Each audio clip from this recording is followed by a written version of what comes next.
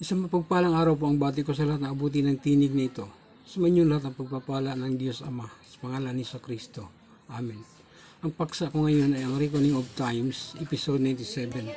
Ito ay ang panahon ni Samson bilang hukom sa Israel na mababasa sa Judges chapter 15 verse 20 na namahala si Samson bilang hukom ng Israel ng 20 years. Ang kasaysayang ito ay ang mula chapter 13 14, 15, and 16, medyo mahaba siya.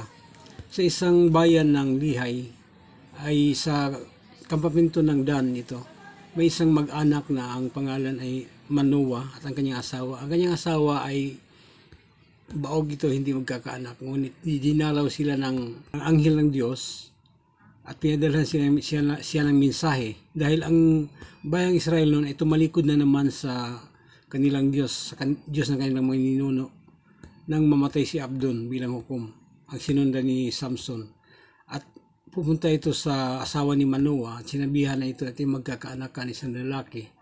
At ang gagawin ng asawa ni Manoah ay huwag siyang iinom ng anumang klase mga alak at anumang pagkain na nagmula sa ubas.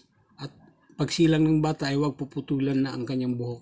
Ito yun ang sabi. At ang sabi pa dito sa Judges chapter 13 verse 5, na ang batang ito na isilang ay siya ang magsimulang magligtas ng mga Israelita mula sa mga kamay ng mga Filisteo. Ang mga Israelita dito ay nilipin ng mga Filisteo sa loob ng 40 years. Ito ay magmula nung mamatay si Abdon hanggang sa panahon ni Samuel after Samson. Dahil pagkatapos si Samson, si Samuel, at sa panahon ni Samuel, ito na ang unang hari ng Israel, si Saul. At nagkasala si Saul, pinalitan ni David.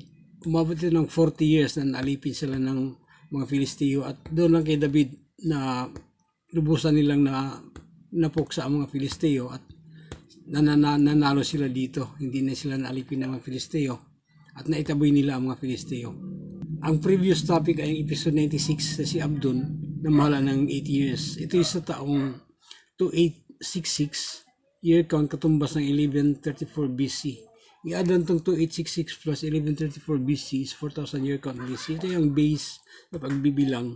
Dahil ang main topic dito sa Reckoning of Times ay ang pagbibilang ng mga taon magmula sa umpisa from year 1 to from 0 to 1 to 4,000 and from 4,000 to 180. Kung kaya dalawa ang bilang dito, merong year count from 1 to 4,000 at merong BC na from 4,000 to 1.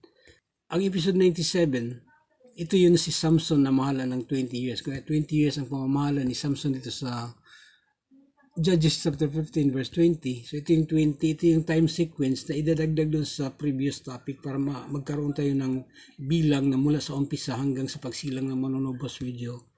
Mahaba pang lalakbayin ng topic na ito. So ito yung 20 na idadagdag sa previous. O kaya ang 2866 year count plus 20 is 2886 year count. Ito na yan ang sa episode 97. At ang katumbas ng 2866 ay 1134 BC. Ang 20, sa halip na plus, ito yung minus dahil from 4,000 to 180, ito yun ang time sequence na ibabawas para makarating naman dun sa 180 pagsilang ng manunubos. Kung kaya ang 1134 minus 20 is 1114 BC. I-add lang dito year count plus BC is 4,000 year count BC. Ito lang ang kabuuan sa episode 97 na si Samson ay mula sa sambayan ni Manoah. Si Manoah at ang kanyang asawa noon ay baog na dinalaw ng anghel ng Diyos upang sabihin na siya magkaanak ng isang lalaki. Ito ay magsimulang magligtas sa bayang Israel mula sa kamay ng mga Filisteo. Si Manoah ay, ang kanyang angkan ay hindi nabanggit dito, ngunit siya ay mula sa lipi ni Dan. Si Dan ay anak ni Jacob kay Bela. Ito si Bela, ito yung alipin ni Raquel na ibinigay ni Laban kay Raquel nung nagiging asawa ni Jacob si Raquel. At si Jacob ay anak ni Isaac kay Rebecca. Si Rebecca, ito yung kapatid ni Laban na si Laban na anak ni Bethuel na anak ni Nahor na kapatid ni Abraham. At si Isaac anak ni Abraham. Si Abraham at Sarah, ito yung ina si Sarah ang ina ni Isaac. Si Sarah ay anak din ni Terah sa ibang babae. Si Abraham anak din ni Terah. Okay, ito lang, hanggang dito na lang muna ang generation sequence mula kay Abraham, kay Manoah. Ito lang medyo, hindi na trace ang angkan ni Manoah kung saan nanggaling. Ang lipi niya si Dan, na mula kay Jacob, Isaac to Abraham. At si Abraham pang 20 generations mula kay Father Adam. Medyo mahaba na ang kwento na yon. Second chart of generation table, ito yung pag-alis ng mga Israelita sa Ehipto. Si Moises na ang tao dito, ito sa taong 2501. Katumbas ito ng 1499 BC. Sa Exodus chapter 12 verse 40-41, umalis sila sa Israel noong ikahuling araw ng 430 years. Ang sabi sa 1 King chapter 6 verse 1 na 480 years mula nang lumisan sila sa Ehipto. So, given na ang 480, mula sa pag-alis nila sa Ehipto sa 2501 hanggang sa 2981, ito'y given ng 480. Kaya anumang mangyari sa mga bilang na ito, meron na ang bilang na 480. Ang 480, ang 1 King chapter 6 verse 1, ito yung 4th year and 2nd month ni Solomon. Medyo mahaba na ang itinakbo mula kay Moises hanggang kay Solomon. Generation sequence. So ang 4th year and 2nd month ni Solomon ay dito lang. At dito nagumpisa ang 2501, kung kaya ito yung 2981. At ginawa ko ang 19 ni Solomon dahil si Solomon ay namahala ng 40 years.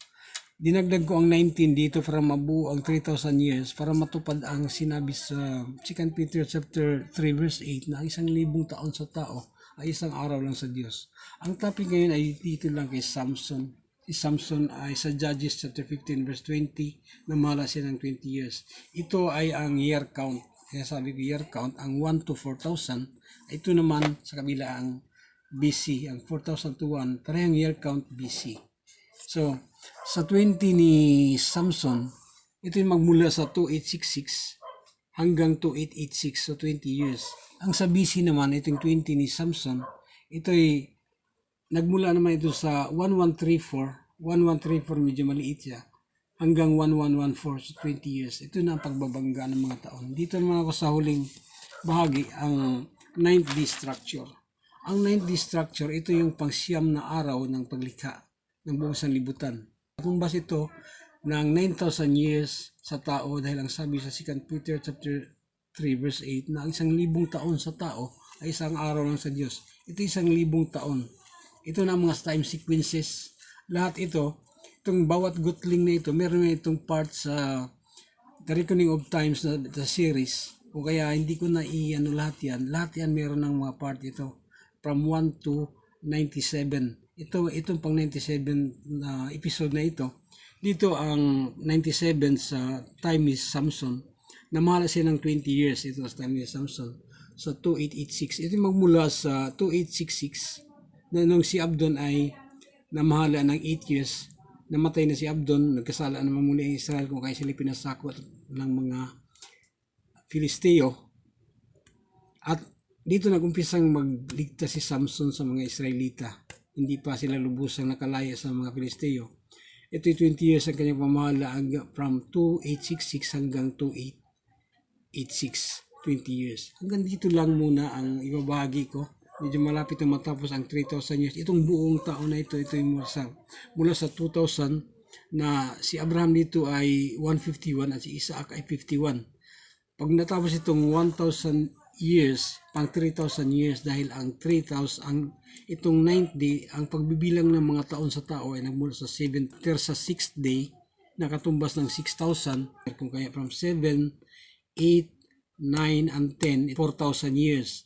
Each day is 1,000 years. Kung kaya sa 4 na araw ay 4,000. Kung dito pa lang sa pangatlong araw pa lang ito, from 7, 8, 9. So ito ang 9th day, katumbas ng 9,000 years. Dito na lang muna sa time ni Samson na namahala siya ng 20 years sa Judges chapter 15 verse 20. Sumayin yung lahat ng pagpapala ng Diyos Ama sa pangalan ni Jesucristo, ang bugtong na anak ng Diyos, ang manunubos ng sanlibutan. Amen at amen.